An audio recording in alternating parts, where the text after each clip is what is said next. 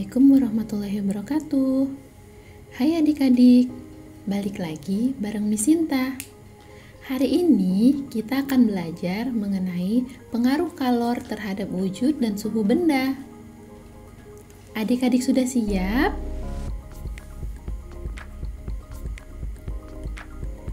Materi ini merupakan kelanjutan dari pelajaran kita sebelumnya. Panas kita kenal juga sebagai kalor, yang mana kalor itu sendiri adalah bentuk energi yang dapat berpindah karena perbedaan suhu. Adik-adik masih ingat ini? Ini sudah kita bahas ya pada pertemuan sebelumnya.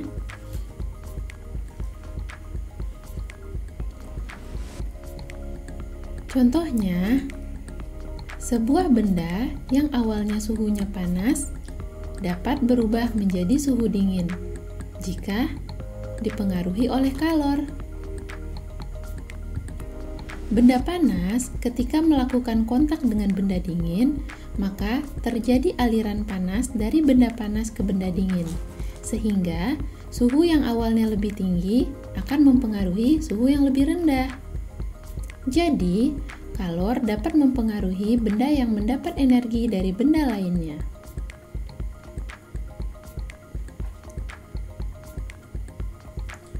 Nah, sekarang kita perhatikan ya. Pada gambar ini kita dapat melihat bahwa sebuah panci yang berisi air dan es batu dipanaskan di atas kompor yang menyala. Api dari kompor akan membuat panci menjadi panas. Artinya, kalor yang dipindahkan dari api menuju panci dan menyebabkan adanya perubahan suhu pada panci dan juga benda yang ada di dalamnya. Es yang ada di dalam panci akan mendapat panas, sehingga suhunya akan meningkat. Es ini juga dapat berubah wujud menjadi air. Setelah itu, air akan menjadi uap. Artinya, adanya perpindahan kalor juga dapat menyebabkan perubahan wujud benda. Jadi, ingat ya, bukan hanya suhu yang berubah, namun wujudnya atau bentuknya juga bisa berubah. Jadi, pada pelajaran kali ini kita akan fokus mengenai pengaruh kalor terhadap dua hal. Yang pertama, kalor dapat mengubah suhu benda, dan dua, kalor dapat mengubah wujud benda.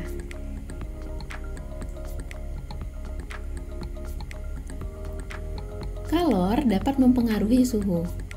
Pada benda yang menerima kalor, maka akan terjadi kenaikan suhu. Kemudian, benda yang melepas kalor akan terjadi penurunan suhu. Contoh benda yang menerima kalor adalah awalnya kita menuangkan sebotol air dingin ke dalam sebuah panci. Lalu, air tersebut kita beri kalor berupa panas dari api kompor. Panas ini akan menyebabkan suhu air tersebut menjadi naik, yang mana ditandai dengan air yang mendidih. Atau jika kita tes dengan termometer, ternyata suhunya menjadi naik ya.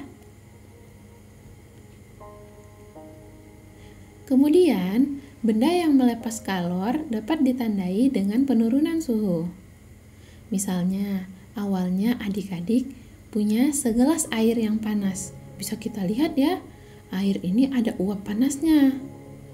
Jika kita tes dengan termometer, dapat dilihat bahwa suhunya adalah 120 derajat, yang mana menunjukkan suhu yang tinggi. Kemudian, air ini kita tambahkan es batu ke dalamnya. Jika kita masukkan es batu yang suhunya dingin ke dalam air yang suhunya panas, maka akan terjadi penurunan suhu. Jadi terbukti ya bahwa ternyata kalor dapat mempengaruhi suhu benda. Nah, sekarang kita akan membahas pengaruh kalor terhadap wujud benda. Adik-adik tahu tidak wujud benda ada apa aja ya? Sebelumnya, kita harus tahu dulu apa itu perubahan wujud benda. Perubahan wujud benda adalah berubahnya bentuk suatu benda menjadi bentuk lain yang berbeda dari bentuk asalnya.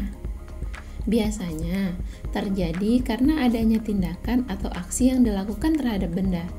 Jadi singkatnya, kita melakukan sesuatu hal terhadap sebuah benda, dapat berupa pemanasan, pendinginan, ataupun pengembunan.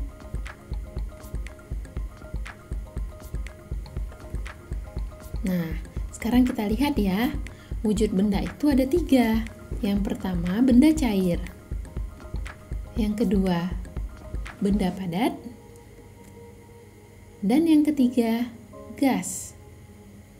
Ketiga benda ini dapat mendapat kalor, dapat juga melepaskan kalor. Panah merah menandakan benda memerlukan kalor dan panah biru menandakan benda melepas kalor.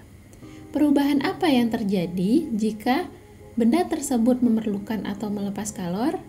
Mari kita bahas.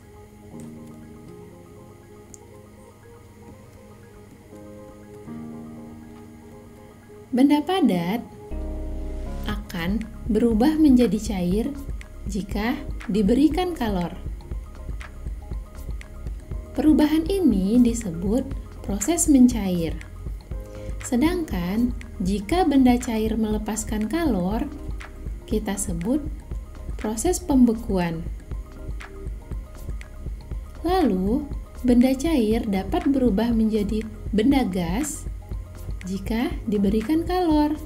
Nama prosesnya adalah penguapan.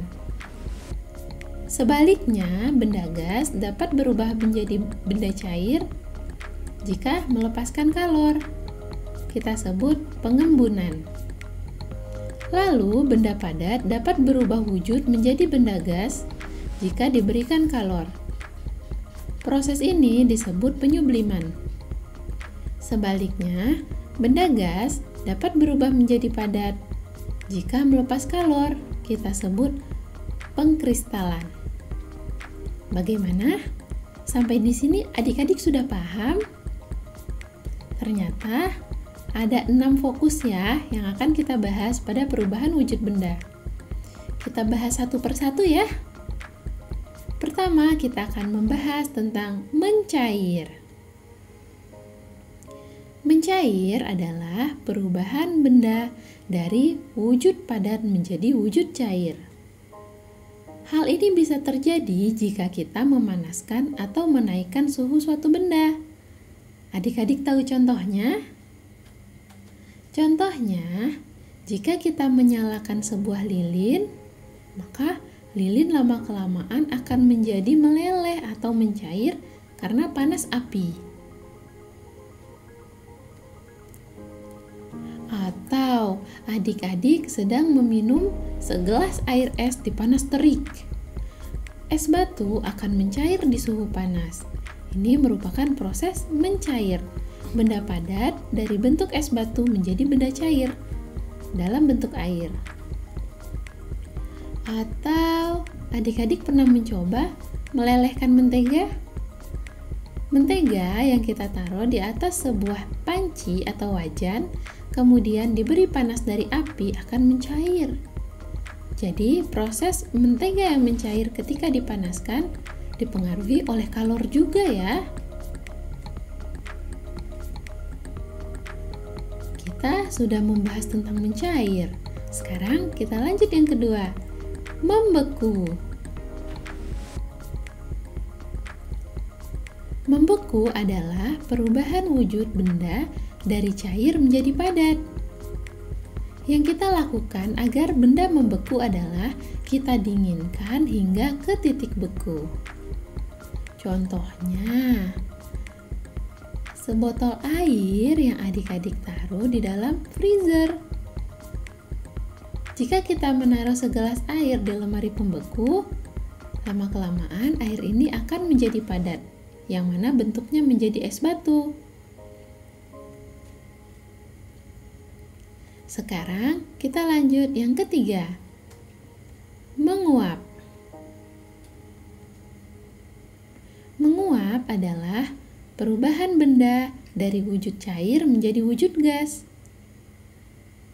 Untuk dapat menguapkan benda, benda tersebut harus dipanaskan atau dinaikkan suhu. Jadi, proses penguapan membutuhkan kalor ya. Contoh benda yang menguap adalah air yang terlalu panas akan menguap ke udara. Kita bisa lihat seperti ada asap, itu adalah merupakan uap dari air yang dipanaskan. Jadi uap itu awalnya adalah air. Karena mendapat kalor atau panas, dia berubah menjadi uap. Atau jika adik-adik perhatikan di pagi hari, ayah meminum secangkir kopi. Ternyata kopinya panas, kita bisa melihat ya ada uapnya. Proses penguapan juga terjadi ketika ibu menjemur pakaian. Kenapa pakaian kita bisa kering padahal awalnya basah ya? Itu karena air yang ada pada cucian menguap ke udara karena mendapat panas atau mendapat kalor dari matahari.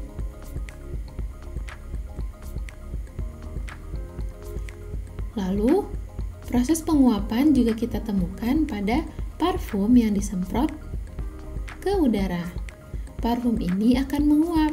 Itulah kenapa setelah kita semprotkan, kita tidak dapat melihat hasil semprotan kita tadi karena telah menguap menjadi udara. Sekarang yang keempat, mengembun. Mengembun merupakan kebalikan dari menguap, yaitu perubahan benda berwujud gas menjadi cair. Proses ini terjadi akibat adanya paparan energi panas yang dialami benda. Contohnya, adik-adik meminum segelas air dingin yang ada es batunya. Saking dinginnya, gelas ini menyebabkan udara yang ada pada luar gelas menjadi mengembun.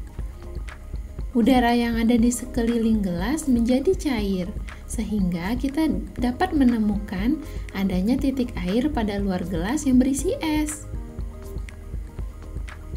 Contoh berikutnya adalah basahnya kaca mobil atau jendela saat hujan turun.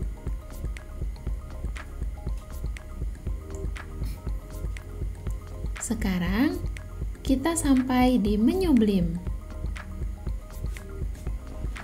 Menyublim adalah perubahan wujud benda yang asalnya berbentuk padat menjadi gas. Biasanya terjadi karena adanya penurunan suhu.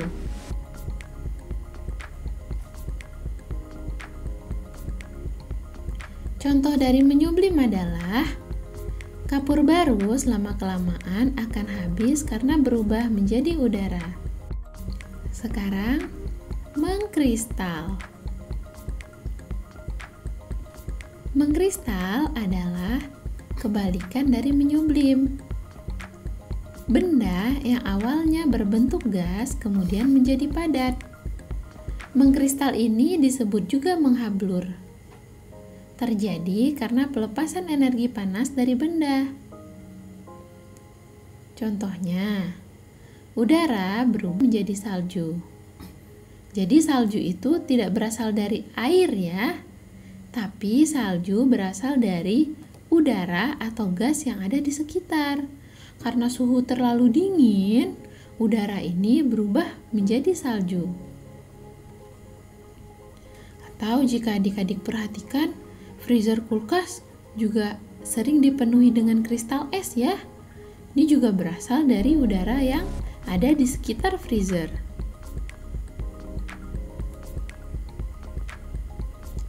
Proses mengkristal yang sederhana sering dilakukan praktiknya di sekolah.